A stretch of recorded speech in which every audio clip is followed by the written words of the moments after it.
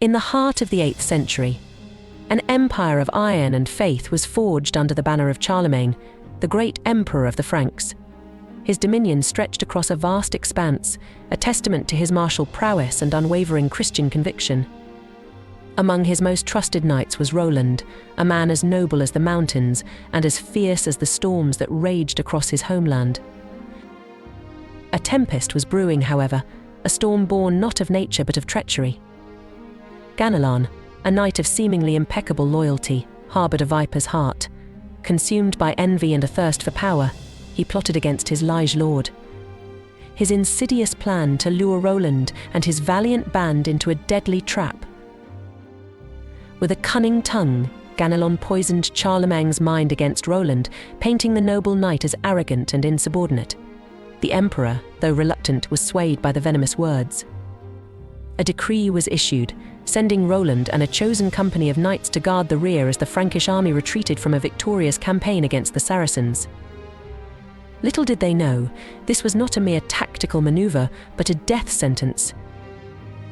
As the sun dipped below the horizon, casting long, ominous shadows across the Pyrenees, Roland and his men found themselves isolated, a solitary beacon of courage in a sea of green. Unknown to them, Ganelon had already shared their planned route with the Saracens, a horde of fanatical warriors led by the formidable Marsila. The morning dawned with a chilling silence, broken only by the whisper of the wind through the pines. Then, the earth trembled as a thunderous roar echoed through the mountains. The Saracens, like a swarm of locusts, poured forth from the hidden valleys, their numbers as vast as the desert sands. Roland, a sentinel of defiance, stood tall amidst the impending doom. His heart pounded with a mixture of courage and dread as the enemy closed in. Beside him, Oliver, his loyal companion and steadfast friend, gripped his sword with a silent determination. Their bond was as strong as the mountains they fought to defend. The clash of steel against steel was a symphony of carnage. The Frankish knights, though outnumbered, fought with a ferocity born of desperation. Roland, a whirlwind of destruction, felled countless Saracens, his sword a beacon of hope in the gathering darkness. But as the day wore on, the tide began to turn. The Saracens, with their relentless attacks, slowly chipped away at the Frankish resolve. Wounded and weary, Roland stood alone, a solitary figure against a sea of enemies. His strength was waning, but his spirit remained unbroken. With a heavy heart, he realized that the end was near. In a final, desperate act, he raised his horn to his lips, a signal for reinforcements. But pride, that fatal flaw, held him back. He hesitated, and in that moment, the fate of his companions was sealed. As the sun began its descent, casting the battlefield in an eerie twilight, Roland and his surviving comrades fought on, their bodies battered but their spirits unbroken. The end came swiftly and mercilessly. One by one, they fell, their lives a testament to courage and loyalty. And so, the noble knights of Charlemagne met their tragic end in the treacherous mountains of Roncesvaux, their names forever etched in the annals of history. Their sacrifice, a beacon of hope in the darkest of hours, would inspire generations to come.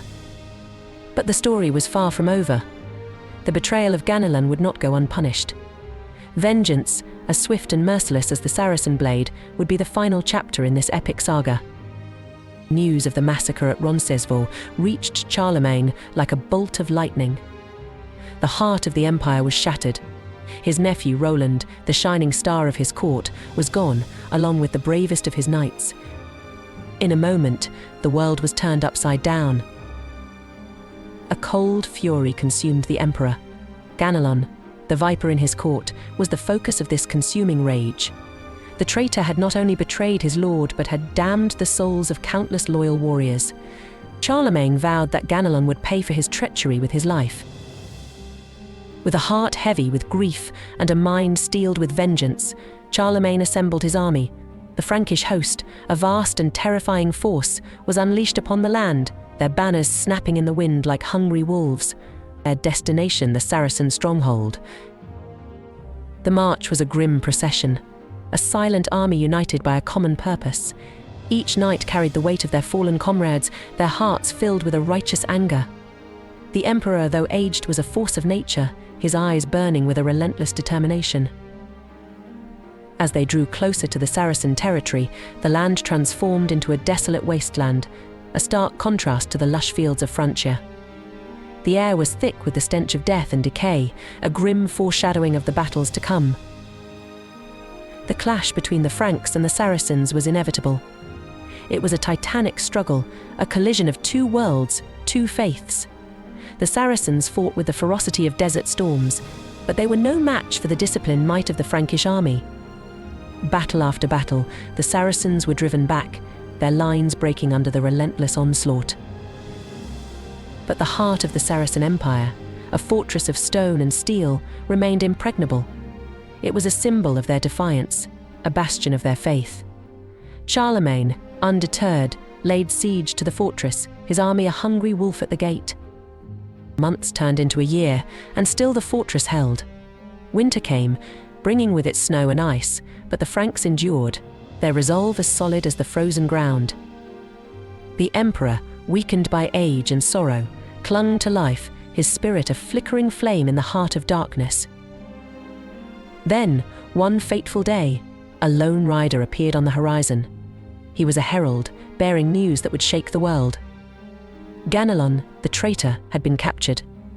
The news spread through the camp like wildfire, igniting a spark of hope in the hearts of the weary soldiers. With renewed vigor, Charlemagne prepared for the final confrontation.